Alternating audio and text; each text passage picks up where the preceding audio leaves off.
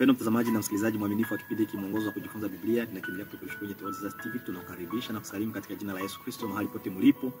Ninyi ambao mnaendelea kupenda Biblia na kuishi kulingana na mapenzi ya Mungu, huko mkiwatangazia wengine pia habari njema na kuandaa kwa ujio wa Yesu Kristo. Hongera kwenu, Mungu awabariki. Leo tunayo furaha mara tena ya kuwa pamoja nawe katika uchambuzi wa lesoni ya kwanza kwenye robo ya 4 mwaka 2025. Tutakuwa na watumishi wa Mungu ambao tumebarikiwa nao. Watumishi wa Mungu kutoka kwenye wilaya ya Kasindi.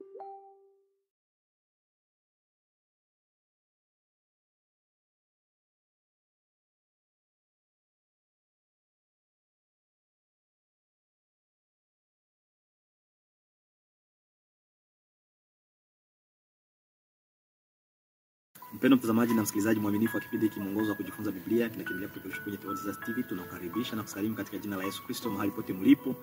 Ninyi ambao mnaendelea kupenda Biblia na kuishi kulingana na mapenzi ya Mungu, huko mkiwatangazia wengine pia habari njema na kuandaa kwa ujio wa Yesu Kristo. Hongera kwenu, Mungu awabariki. Leo tunayo furaha mara tena ya kuwa pamoja nawe katika uchambuzi wa lesoni ya kwanza kwenye robo ya 4 mwaka 2025. Tutakuwa na watumishi wa Mungu ambao tumebarikiwa nao. Watumishi wa Mungu kutoka kwenye wilaya ya Kasindi. Ujambo pastor? Jambo. Habari zako? Mzuri kabisa. Unajisikia namna gani katika maeneo mapya? Tunajisikia vizuri na tunaona kwamba Mungu anaendelea kutusaidia tunapoendelea kujiadapte polepole katika eneo mpya ambamo tunatumika. Asante sana pastor, na tunashukuru pia kwa kuhudhuria kwa uchambuzi wa lesoni ya leo. Kwa majina unaweza kujitambulisha tena? Kwa majina mniite mchungaji Yanike Maulo. Asante sana mchungaji, karibuni. Asante. Na kwa upande huu tuna mtumishi wa Mungu mwingine ambaye pia tunaye hapa, ambaye tutasaidiana pamoja. Kwa majina pastor, habari zako? Ni vizuri sana kabisa. Na kwa majina? Kwa majina wananiita Pastor Jafet Kamate. Pastor Jafet Kamate. Nami ni mchungaji Meshaki Kwaya. Sote tunatumika katika eneo hili la Kasindi. Tunamshukuru Mungu kwa hili kabisa. Leo tunakuwa kwenye uchambuzi wa lesoni ambayo ni ya kwanza kwenye robo ya 4 mwaka 2025, ambayo inazungumzia kuhusu mafundisho ya imani kutoka kwa Yoshua. Lakini kabla tujaanza lesoni la leo, nitamsihi mtumishi Kamate kutuweka mikononi mwa Mungu. Basi tuombe. Baba yetu na juu mbinguni, jina lako lipewe sifa kwa sababu naendelea unapotulinda siku baada ya siku. Tazama muda huu ambamo tunaenda kujifunza lesoni, tunapotafakari tunaomba Roho wako Mtakatifu au kiongozi wetu katika kila jambo, tunaomba kupitia jina la Yesu Kristo.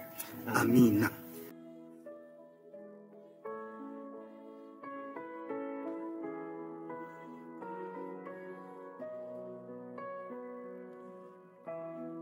Tulikuwa na lesoni ambayo ilikuwa ni ya robo ya 3 ambayo ilikuwa ikizungumzia kuhusu kutoka.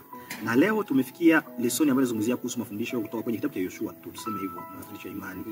Sijui pastor Yannick unaweza tuambia kuna uhusiano gani kati ya kitabu kile ambacho tumekimaliza lesoni ya kutoka na hii ya Yoshua? Kuna uhusiano gani ili kwamba mtazamaji na msikilizaji aweze kujisikie katika kusoma kwake? Asante, nashukuru mchungaji kwa swali hiyo. Mimi ninapoangalia kitabu hiki cha Yoshua kina uhusiano mkubwa pamoja na kile kitabu cha Kutoka. Kwa nini? Kitabu ya Kutoka inazungumzia safari ya wana wa Israeli kuanza huko, maisha yao kuanza huko Misri. Na inaendelea na kuzungumzia namna walianza safari kutoka Misri wakielekea Kanaani. Lakini inaishia mahali ambapo wana wa Israeli wameanza hata safari, wanaendelea katika safari wanapokuwa ndani ya jangwa. Na sasa kitabu cha Yoshua ni kitabu ambacho sasa kinazungumzia safari yao wanapoingia katika ile nchi ya ahadi. Na tena Musa ndiye aliongoza taifa la Israeli katika kile kitabu cha Kutoka.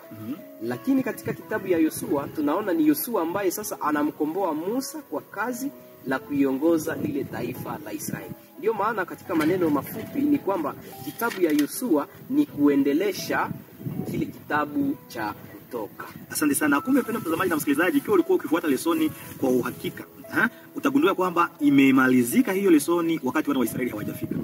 Inazungumzia miaka yao miaka 40 ambayo walikuwa kwenye jangwa, hawajafika, wako karibu ya kufika lakini hawajafika. Na kuna mtu mwingine ambaye sasa anakuja kuongoza ili kwamba wafike. Kitabu hiki cha Yoshua ni kitabu ambacho kimeandikwa zaidi ya miaka 1000 zilizopita. Na mimi sijui kwa nini tukisome tena leo, tunakuwa kwenye karne ya 11, kina umuhimu gani kwa ajili ya maisha yetu pastor? Kitabu ambacho kimeisha, kimefanya miaka mingi sana. Unadhani ni kwa nini tena tunahitaji kukisoma? Asante sana. Ni kujua ya kwamba maisha ambayo wana wa Israeli walipitia, japokuwa miaka ilikuwa imepita, lakini kuna vitu moja ambavyo vinaweza tusaidia katika maisha ya leo ijapokuwa vilionekana katika maisha ya wana wa Israeli. Ndio. Na kwa sisi tunaoishi karne ya 21 tujue ya kwamba kuna fundisho moja ambazo zinaweza kutusaidia, kwa sababu nasi tunakuwa katika hiyo safari. Asante sana. Kwa hivi changamoto ambazo walikabiliana nazo wana wa Israeli pia tunaweza kabiliana nazo katika siku hizi, na ndio maana mtumishi wa Mungu anasema katika safari yetu pia tunahitaji kujifunza mafundisho ya imani. Somo la juma hii ya kwanza linazungumzia kuhusu mbinu kwa ajili ya mafanikio. Mbinu kwa ajili ya mafanikio, na fungu ama tunasema tena kichocheo ama reset. Na fungu la ukariri kwenye Yoshua 1:7 nitasoma, inasema uwe hodari tu na ushujaa mwingi, uangalie kutenda sawasawa na sheria yote aliyokuamuru Musa mtumishi wangu, usiache kwenda mkono wa kuume au wa kushoto, upate kufanikiwa sana kila uendako. Kuna uhusiano gani kati ya mbinu kwa ajili ya mafanikio na fungu la ukariri?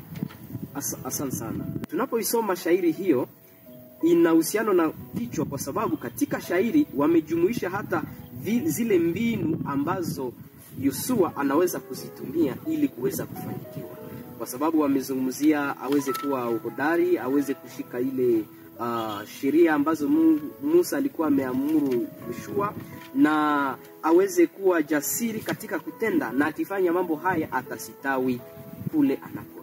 Asante. Tunaona sura mpya ama nouvelle page ambayo inajifungua katika maisha ya wana wa Israeli. Walikuwa wamekata tamaa katika miaka 14 kabisa, wanagaagaa kwenye jangwa, lakini kuna sura mpya ambayo inafunguliwa, wanawatolea mbinu kwa ajili ya mafanikio. Kwenye lesoni ya Jumapili tulizungumzia kuhusu Musa mpya. Huyo Musa mpya ni nani? Kwa sababu lesoni ambayo imepita tumeona kwamba Musa hawajafika Kanani, lakini somo linatuonyesha hapa kuna Musa mpya. Kwa nini huyu Musa mpya aitwe Musa mpya? Huyu mtu ambaye alikuja baada ya Musa aitwe Musa mpya. Mnadhani ni kwa nini? Asante sana. Ni kwa sababu safari bado ilikuwa haijafikia mwisho. Okay. Na kulikuwa safari ambayo ilikuwa mbele ya wana wa Israeli, ambayo ilikuwa inastahili kuwe kiongozi ambaye ataendelesha. Ndio maana kuna kuja yule ambaye ni Musa mpya, ambaye ni Yoshua, ambaye anaendelesha kazi ambayo Musa alikuwa ameanza hapo mbeleni. Akumbe huyu ambaye tunamzungumzia kuwa Musa mpya ni Yoshua. Ndio. Hivi nataka niulize tu. Kwa somo zilizopita kulikuwa kunakuwa mahali ambapo Musa alikuwa akienda kukutana na Mungu, na alikuwa Biblia inasema anaenda na Musa na Yoshua mahali fulani, Mungu anamwambia Yoshua abaki hapo na Musa asonge peke yake. Pastor, unadhani ni kwa nini Mungu alimchagua Yoshua sio tu mtu mwingine ili kwamba akomboe Musa kwa kazi? Unadhani ni kwa nini? Kwa mawazo ni kwamba Musa alipokuwa anaongoza alikuwa anapotayarisha yule ambaye anaweza kumsaidia kazi hata baada yake. Ndio maana alikuwa anaenda mara nyingi pamoja na Yoshua wanapotenda kazi, kumbe ilikuwa kitu ambacho kinamtayarisha kwa kazi ambayo ataitenda hata baada ya Musa. Asante sana.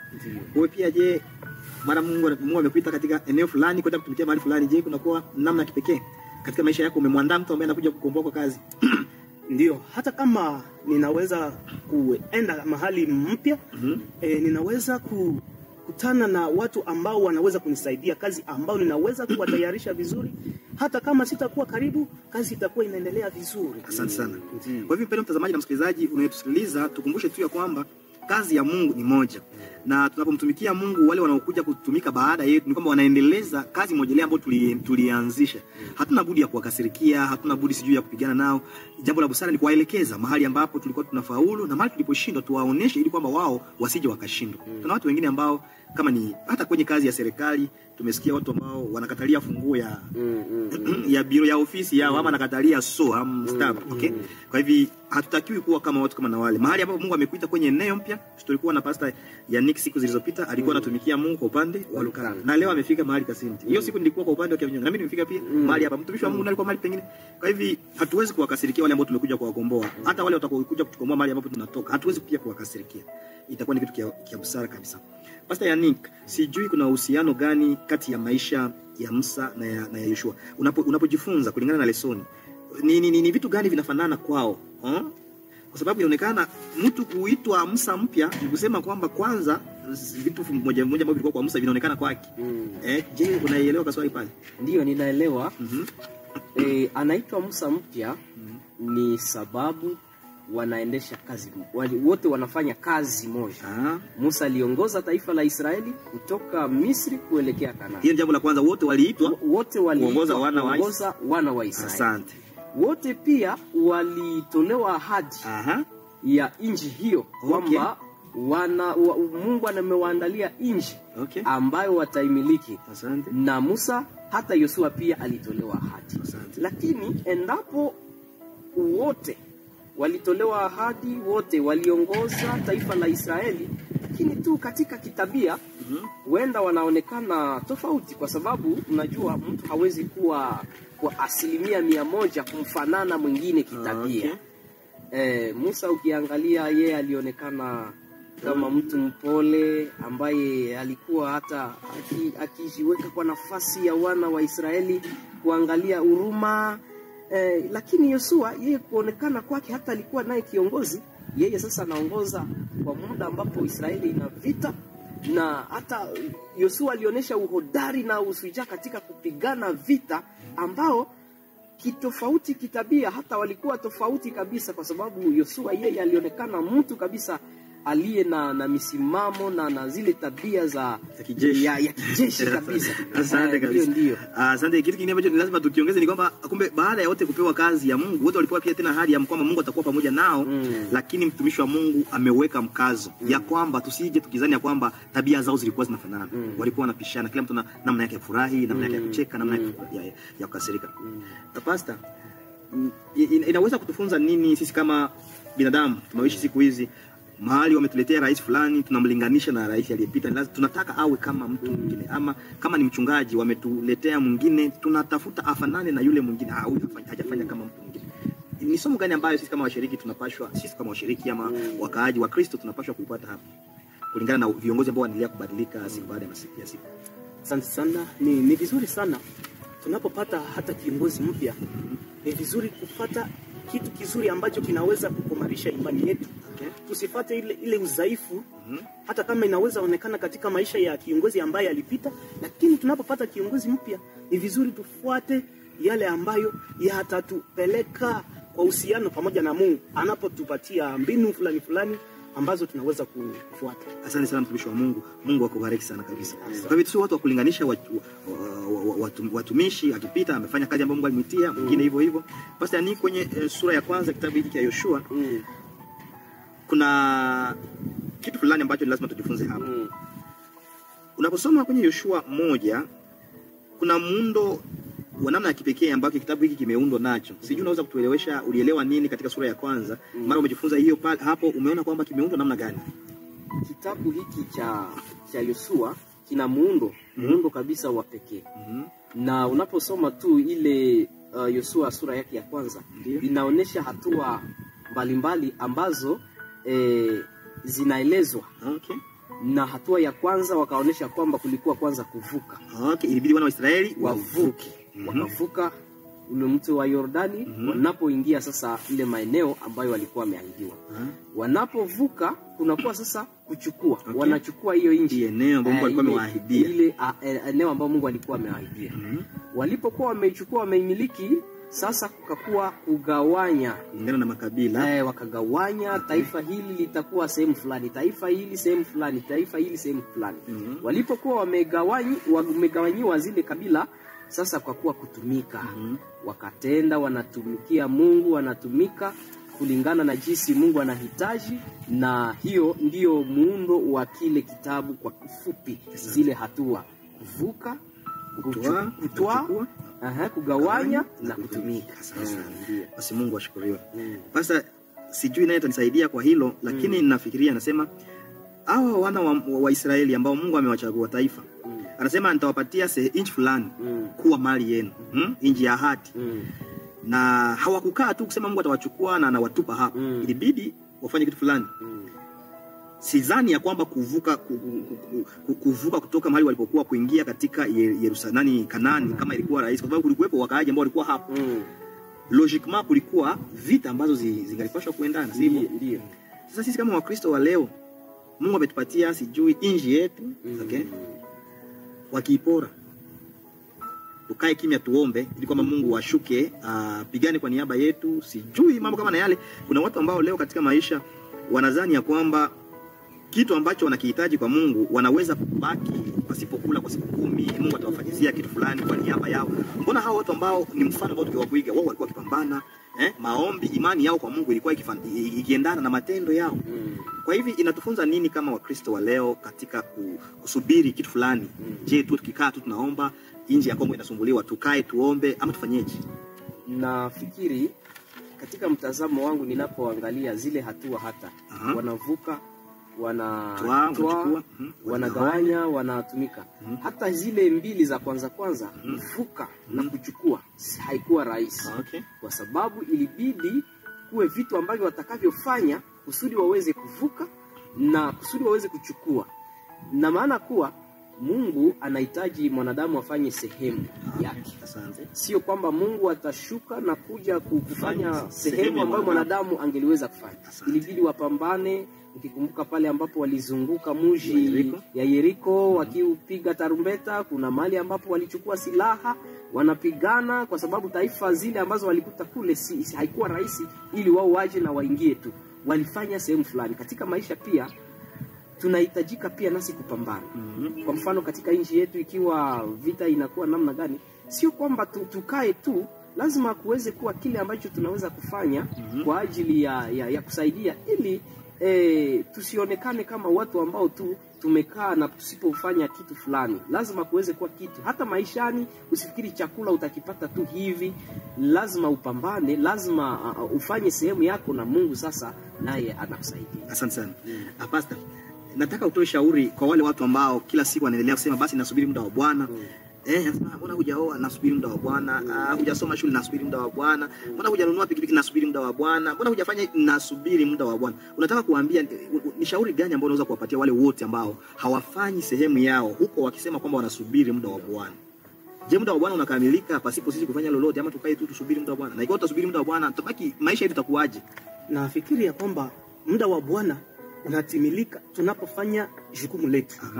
Wakati tunafanya jukumu letu ni kwamba na Mungu atakapoona ule uhodari ambao tunakuwa nao, atatimiza sasa ahadi yake. Na muda wake utakuwa sasa unatimia namna alikuwa amepanga. Anapotazama nasi kwa upande wetu, hatubaki tu kimya, tunafanya kazi tu, tunatumika. Na unapotumika na Mungu, naye anafanya nini? Anatenda sasa. Asante sana. Kwa hivi kuna niseme tu, hata katika unabii tunaweza kuita sijui, kunaweza kuwa unabii wa kuhusu kuja kwa Yesu ambao how depend na namna yetu ya kuishi. Tufanye tusipofanya, kuna siku yetu atakuja. Okay? Na kuna kwamba inakuwa conditional ambayo ina depend na kitu chetu. Mfano si vile. Kwa hivi Mungu amesema nimekuchagua mchungaji, nimekuchagua kuwa mchungaji. Pastor, nadhani kwamba mlichaguliwa. Lakini Mungu alisema nimechaguliwa na unabaki nyumbani. Nadhani kwamba ungalikuwa mahali ambapo uko. Hapana. Ilibidi ujifunze, ilibidi uende shuleni, ilibidi ulipe karo za shule, ilibidi ufanye hiki na hiki na hiki. Hata Pastor umenifurahisha wakati uliposema kwamba Mungu alipomwambia Ibrahimu anasema utazaa mtoto. Sasa Ibrahimu alikuwa anakaa pasipo kukutana na mke wake, sijui angalipata mtoto wapi. Ilibidi afanye kile ambacho atende kazi. Asante sana. Hivi kwa wasichana ambao hawajapata waume, ndio kuomba ni kizuri, lakini vaa oga uonekane mzuri, pita mahali ambapo wanaume wako, kwa sababu hawezi kukuta mahali ambapo hauko. Nadhani kwamba ni kitu kizuri. Sasa kama kuna kitu ambacho unaweza kuongeza hapo, unaweza kuongeza. Okay. Sasa tunafikia mahali pengine ambapo wale watu wanaitwa warithi wa ahadi. Sijui maana yake nini. Pastor Yannick, unaelewa warithi wa ahadi namna gani? Na ni wapi na nani ambao wanaitwa hapa warithi wa ahadi? Asante. Warithi wa ahadi ni kwamba kuna watu ambao wanarithi ile ahadi iliyokuwa imetolewa. Okay. Na ahadi ile iliyotolewa ni ahadi ya kumiliki ile nchi ya Kanaani. Na wale ambao sasa wanairithi ni wana wa Israeli. Okay. Ahadi ilitolewa na kwa kweli inatimia. Wameingia katika ile nchi na wanaitwa sasa warithi wa ahadi. Na endapo ahadi ilitolewa mara kadhaa, na hata ilitolewa kwa Musa binafsi, ikatolewa hata na kwa Yoshua, lakini walioirithi ni wana wa Israeli. Wana wa Israeli. Na katika wazo hili kuna wazo hata pia ya kuonesha kuwa Mungu anapo katika mpango wake wa kutuokoa, yeye anahitaji watu wote waweze kuokolewa. Yeye alihitaji hata Israeli yote waweze kuifikia Kanaani. Endapo kuna wengine ambao walifariki njiani kwa sababu ya kutokushika maagizo ya Mungu, lakini taifa la Mungu tu lilifanya. Wale waliokuwa watiifu na wale ambao waliendelea kufuata maagizo yake walifanya nini? Walifika. Ina maana kuwa hata nasi kwa sababu tumeahidiwa Kanana ya mbinguni, tumeahidiwa Kanana ya mbinguni kwa wale ambao wataweza kushika maagizo ya Mungu, shurti za Mungu wataingia. Na hiyo ni kila mmoja, sio kwamba ni wale wa Afrika, amechaguliwa wa Afrika au pengine wa Asia au ni kila. Ni sisi tunaweza sema ulimwengu wote ni warithi wa ahadi ikiwa wataenenda sawasawa na jinsi Mungu anavyohitaji. Hiyo Kanaani ya mbinguni ni ahadi pia ambayo Mungu ameitoa kwa ajili yetu, na kila mmoja angelijikaza aweze kuwa mrithi pia wa ahadi hiyo. Asante sana. Mungu akubariki mtumishi wa Mungu. Asante. Pastor, Mungu zaidi ya mara mbili tu unaposoma kwenye Yoshua 1:7 hadi 9, Mungu zaidi ya mara moja, karibia mara mbili hivi, anasisitizia Yoshua, anasema inampasa awe hodari na awe shujaa. Mara mbili hivi. Unadhani ni kwa nini Mungu aliendelea kusisitiza? Anameta nafasi aseme uwe hodari na uwe shujaa. Ushujaa na uhodari vina kazi gani katika kufanikiwa kwetu? Ili tufanikiwe, inatubidi tuwe watu ambao watakuwa hodari. Asante. Tusiwe wavivu. Sio wazembe. Tusiwe wazembe. Ndio maana Mungu alikuwa anasisitiza sana anapoambia Yoshua kuwa hodari, kwa sababu aliona ya kwamba wakikaa tu hakuna kile ambacho watakipata. Asante. Ni vizuri kuwa hodari ili upate kufikia ile sasa ahadi. Inakuwa pale, lakini haiwezi kukuja bila kutumika. Asante. Na hiyo iliacha huyo Yoshua anakuwa mtu ambaye anakazana, na kuwa mtu ambaye anakuwa wa hodari, anasisitiza, anasukuma wana wa Israeli wasiwe wazembe, watumike. Asante sana. Ndio. Kwa hivi unataka kutuambia kwamba ili mtu afanikiwe katika maisha ni lazima awe hodari na awe shujaa. Sasa Pastor Yannick, kuna watu wengine ambao wanaweza kudhani ya kwamba ni kwa ushujaa ama uhodari wao ndio wamefanya kitu fulani. Kama mfano wa Nebukadneza anasema si mimi ndiye nikajenga hii Babeli, ama mkiniona mahali nilipo ni kwa sababu ya shule niliyoisoma, ama ni kwa sababu nilichoka nilikuwa nikitembea hapa mpaka Uzairi kwa miguu, ndio maana mnaona mali nizo nakuwa nazo. Ndio ni hodari na tena ni shujaa. Na kuna hatari gani sasa ya kuwa na hiyo kauli? Kuna hatari pale kwa sababu mtu ataweza akifikiria kwamba ni kwa huo uhodari wake, nguvu yake ndio amesitawi. Endapo mtu hawezi kusitawi ijapo alikuwa mhodari asipokuwa na nguvu za Mungu. Mungu endapo anatuhitaji kuwa wahodari, si kwamba anatuachilia, anakuwa pamoja nasi. Na ukifikiria kwamba ni sababu tu ya juhudi yako au usujaa wako ndio maana umesitawi kwa njia fulani, ina hatari ya kutokujua kwamba Mungu ndiye alikusaidia ufanikiwe. Na utakuwa umekuwa mwenye kiburi kwa kufikiria ni kwa nguvu yako wewe binafsi ndio imekuletea kufanikiwa, na usahau sasa uwezo wa Mungu ambao ulikusaidia ufanikiwe endapo uhodari wako. Asante sana. Tunapozungumzia uhodari ya kwamba ni vitu vya maana, mojawapo wa siri ama wa reset unazoweza kufanya tu au reset to prosperity tufanikiwe. Asante sana kukumbusha kwamba ndio uhodari na ujasiri ni vitu vya muhimu sana kufanikiwa.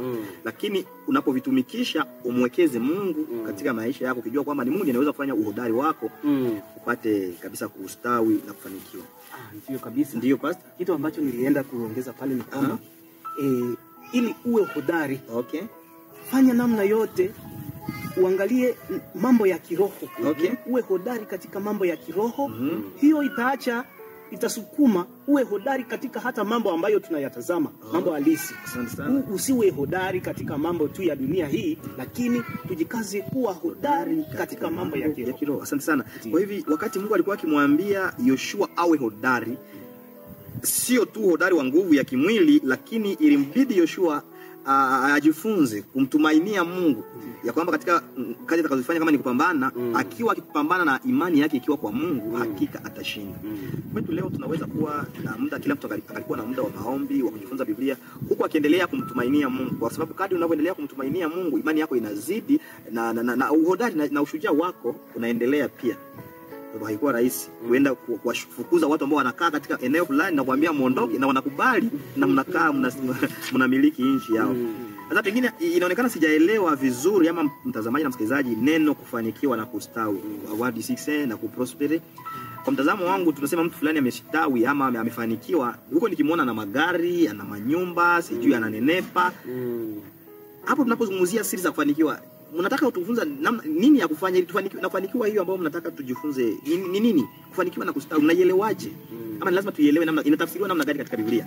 Kufanikiwa na kustawi maana yake ni? Asante. Kufanikiwa na kustawi ni jambo nzuri sana ambao lazima tuweze kuelewa. Ndio. Kufanikiwa na kustawi namna limesikika linaweza kuwa na wazo mbalimbali. Okay. Wazo la kwanza la kustawi ni lile ambalo umezungumzia. Wanaweza sema mtu amestawi kwa sababu alikuwa katika hali ya chini na sasa amepanda, yani ameonekana mwenye kuwa na vitu, amekuwa na afya njema, amekuwa yani muonekano ile wa nje umeonekana kuendelea. Amekuwa na pesa, mali, huyo amestawi. Na sasa tena ina wazo lingine la pili ambao sio tu kwa kuonekana kwa vitu ndio itaacha tumesema mtu amestawi. Akumbe mtu anaweza asitawi hata katika hali ya kuonekana amemjua Mungu, anaishi sawasawa na jinsi Mungu anavyohitaji. Huyo mtu pia tutasema amefanya nini? Amestawi kwa sababu anaishi kwa hekima, kwa kumcha Mungu. Huyo naye pia ni kustawi. Ni kusema kustawi tunaweza kuelewa katika mtazamo tofauti. Ya kwanza ni ile ya kivitu, na ingine ya pili ni ile ya hekima ya kumcha Mungu, nayo pia ni kustawi. Na hata ni ile ambayo Mungu anahitaji zaidi, kwa sababu anahitaji tustawi hata katika kumjua. Ni jambo njema sana. Okay. Ni kusema yule mtu ambaye ana bunduki nyumbani kwake na anaenda kuwaua wale wanakuwa na mali na kupora mali zao. Sisi kwa mtazamo wetu wa binadamu tunamwona amekuwa amestawi. Lakini kwa macho ya Mungu akumbe hajastawi. Kwa sababu hamchi Mungu. Asante sana. Ndio. Sijui pata kuna neno la mwisho ambalo naweza kutoa kwa kifupi kuhusu lesoni ya leo. Kwa kifupi kile ambacho nimejifunza katika lesoni hii ni kwamba siri mbalimbali ambazo Yoshua alitumia kwa ajili ya kustawi, nimeona ni ile ya kushika sheria za Mungu. Kwa sababu Yoshua alipoongoza alikuwa akiongozwa anapopatana na Mungu. Mungu anamtolea sheria fulani, naye anashika ile sheria na inamuelekeza kwa kustawi. Mbalimbali ya utiifu, Mungu anahitaji pia tufanye sehemu yetu. Okay. Tufanye sehemu yetu. Endapo ametutayarishia hata ushindi fulani, lakini ushindi hawezi kuonekana ikiwa sisi hatukufanya sehemu yetu. Ni yale mambo ambayo mimi kwa ufupi nimeweza kuyachukua katika fundisho hili kulingana na siri au zile mbinu za kustawi. Asante sana mtumishi wa Mungu. Mungu akubariki. Asante. Okay. Pastor, pia unaweza kutoa neno lako kwa kifupi ambacho kimekubariki, ambacho unataka mtazamaji na msikilizaji akielewe? Ndio, asante sana. Katika fundisho hili namna pastor amesema ni vizuri tupate kujua mbinu hizo na kuzitekeleza katika maisha yetu ili tufanikiwe, kwa sababu kitu kikubwa ambacho tutakiriti ni ufalme wa mbinguni. Na tunapotumia mbinu fulani ambazo zinaweza kutusaidia katika maisha yetu, ni vizuri tupate kuzitekeleza ili tupate kufanikiwa katika nchi mpya, kwa sababu mambo ya dunia hii yatatoweka, yatapita tu, lakini tufanikiwe katika mambo ambayo yatadumu milele zote. Asante sana mtumishi wa Mungu, na washukuru sana kwa uchambuzi wenu. Kwa hivi Pastor Yannick, unapojiandaa kwa ombi la mwisho, hivi mpendwa mtazamaji na msikilizaji pia nimpe kazi, kwa sababu ni lazima naye pia achangie. Na kaswali ambako utaweka kwenye comment pia utakuwa na jibu lako. Kulingana na kile ambacho tumejifunza leo na walimu mtumishi wa Mungu Yannick na mtumishi wa Mungu kwa upande huu, ni kwamba kustawi kamili ni kumcha Mungu ama kutii sheria zake. Na hapo nasema mbona tena inakuwa kana kwamba inatuelekeza kwenye kutii sheria, na mbona tumekombolewa kwa neema kwa njia ya imani, si kwa matendo yetu? Mpendwa mtazamaji na msikilizaji, unadhani neema na sheria vinaendanaje? Utaweka jibu kwenye comment. Asante sana Pastor Yannick, unaweza kutoka kwa neno la Mungu. Asante, tushukuru Mungu.